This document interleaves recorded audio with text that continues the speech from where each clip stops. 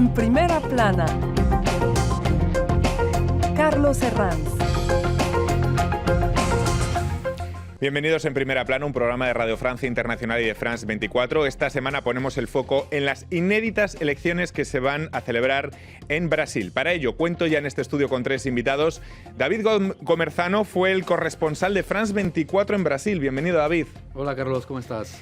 Contamos también con mi compañera Paloma Barón de la redacción brasileña de RFI. Bienvenida, Paloma. Hola, Carlos. Y contamos también con la investigadora y periodista Marana Borges. Bienvenida, Marana. Gracias.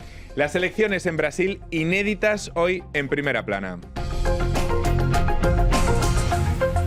Bueno, pues los brasileños van este domingo a las urnas en un escenario realmente explosivo, con el candidato ultraderechista Jair Bolsonaro despuntando en las encuestas y también unas elecciones marcadas por la situación político-judicial del expresidente Lula da Silva, recuerden, encarcelado por corrupción y que fue apartado de la carrera electoral cuando contaba con casi el 40% de intención de voto. Si a esto le sumamos la cantidad de políticos brasileños sobre los que está expandida la sombra de la corrupción y la situación de debilidad económica, encontramos un escenario realmente inédito y explosivo. Así lo está tratando las portadas de la prensa internacional, centradas, como no podía ser de otra forma, sobre la figura del ultraderechista Bolsonaro. Portadas como la del diario The Economist. La última amenaza para Latinoamérica, referida al propio candidato de la ultraderecha brasileña. Diario O Globo, ya en Brasil. Bolsonaro conquista votos en feudos de la izquierda del Partido de los Trabajadores. El diario Folha de Sao Paulo. Líder ultraderechista crece en voto femenino.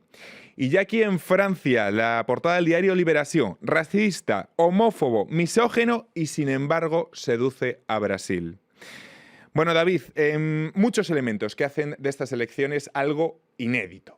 Totalmente inédito, porque para mí vienen después de un ciclo de una crisis política que ya tiene al menos 3 años, que fueron marcadas por la destitución de una presidenta y el encarcelamiento del Lula.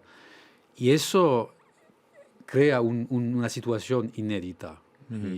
Y por primera vez los dos partidos mayores de la política brasileña, el PT y el PSDB, no son los actores mayores de la elección. El candidato de la extrema derecha, Jair Bolsonaro, es machista, es homófobo, es misógino, va primero en las encuestas, rondando el 32%, creo que la última le da incluso un 35%, Paloma. Dicen todos los analistas que en caso de llegar al balotaje sí que no tiene ninguna posibilidad, o sí la tiene. ¿Tiene posibilidades reales de ser el próximo presidente de Brasil? Bueno, tiene. Una otra cosa que torna esta elección inédita es la importancia del voto femenino. Este año el voto femenino, hay una diferencia muy grande entre el voto de hombres y mujeres en Brasil. Y las mujeres pueden por la primera vez decidir las elecciones. Así que Bolsonaro, hay un movimiento muy fuerte contra Bolsonaro. Él no. Él no. Hemos visto a las mujeres brasileñas saliendo a la calle. Empezó en las redes sociales, que también están muy, muy fuertes en este año, más que las elecciones anteriores, sobre todo Facebook y WhatsApp. Hay también muchas fake news.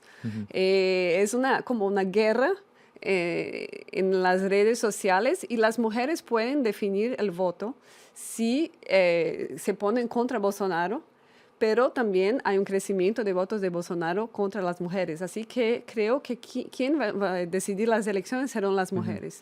Hablamos de un personaje que ha dicho frases como: mis hijos nunca tendrán una novia negra porque han sido bien educados.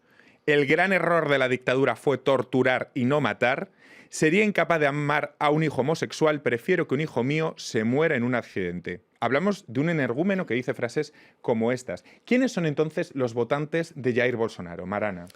Bueno, Carlos, sabemos que entre los candidatos, Bolsonaro es el que aglutina la mayor parte de electores con alta renta, de más de 5 sueldos mínimos, incluso más de 10 sueldos mínimos, y con una gran escolaridad. Como más de casi mitad ha completado toda la educación básica hasta el liceo, lo que tampoco es muy evidente en un país como Brasil, y muchos tienen ensino superior.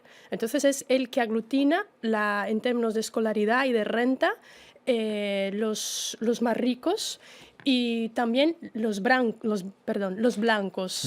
personas de color blanca. Pero también está bien notar que Bolsonaro también tuvo algunas ventajas, el hecho, por ejemplo, de no acudir a los debates al haber sido agredido. También, de alguna forma, parece que se le ha bloqueado un poco se ha quedado un poco protegido, porque sabemos, porque él lo dice muy, muy explícitamente, que tiene una cierta despreparación al nivel de la economía, por ejemplo, pero eso no se vio en los debates porque no acudió a muchos.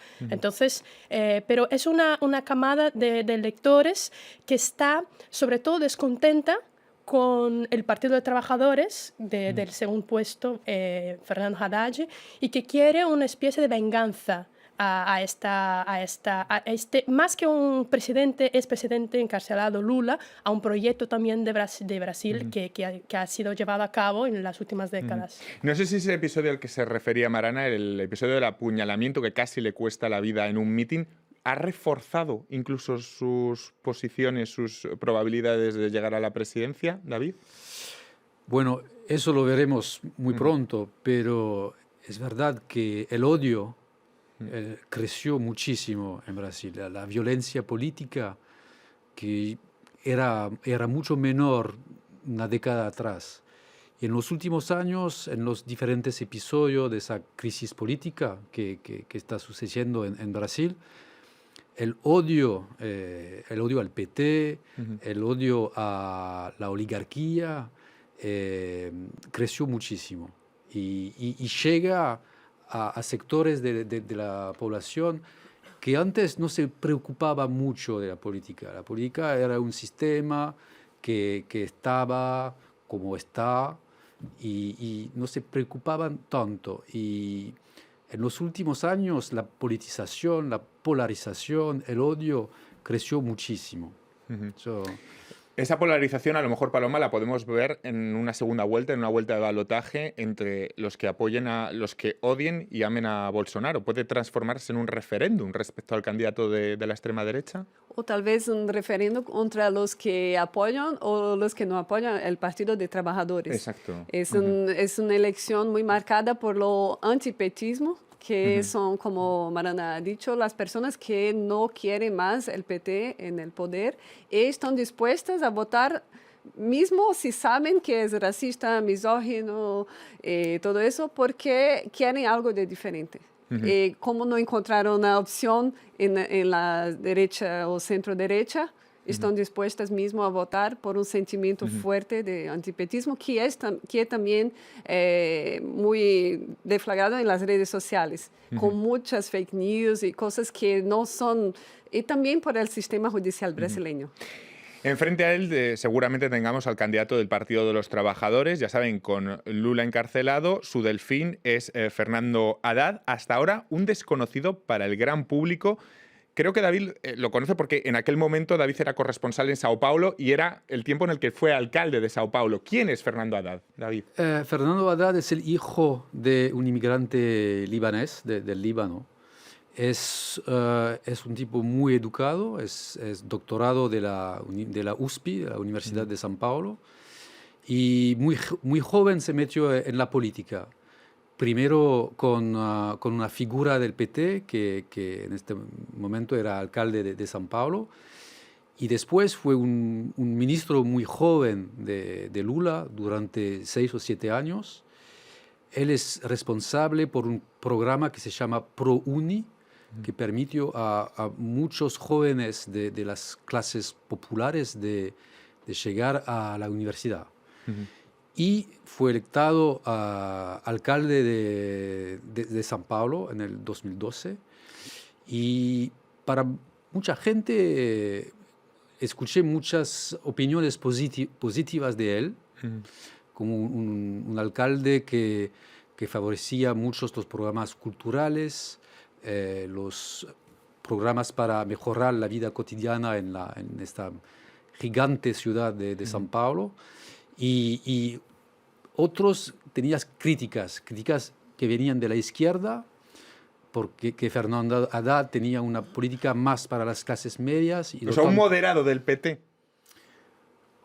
un moderado, una figura del PT que puede acercarse a la clase media.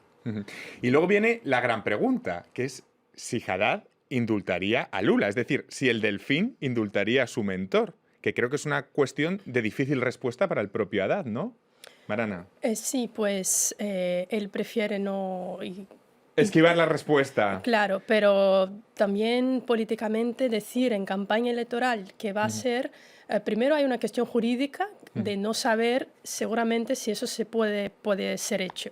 Y después, sabiendo que aunque Lula tenga una gran popularidad, especialmente entre las clases de baja income, baja renta, es una persona odiada por toda una clase de la élite económica y parte de la élite intelectual, entonces no conviene que ningún candidato sinalice cualquier indulto. Pero volviendo un poquito marcha atrás, cuando me preguntaste sobre los candidatos, los apoyadores de Bolsonaro, aunque él sea misógino y haya dicho cosas homofóbicas y racistas, no quiere decir que los que votan en él sean así o compactúen o ratifiquen estos discursos. Lo que pasa es que, desde mi punto de vista, hay una cierta fantasía en gran parte del electorado de Bolsonaro en pensar que van a elegir una persona que, aunque diga eso, al final no va a hacer. Al final no va a convocar las Fuerzas Armadas, al final no va a volver con la dictadura, al final no va a maltratar a las mujeres ni los negros,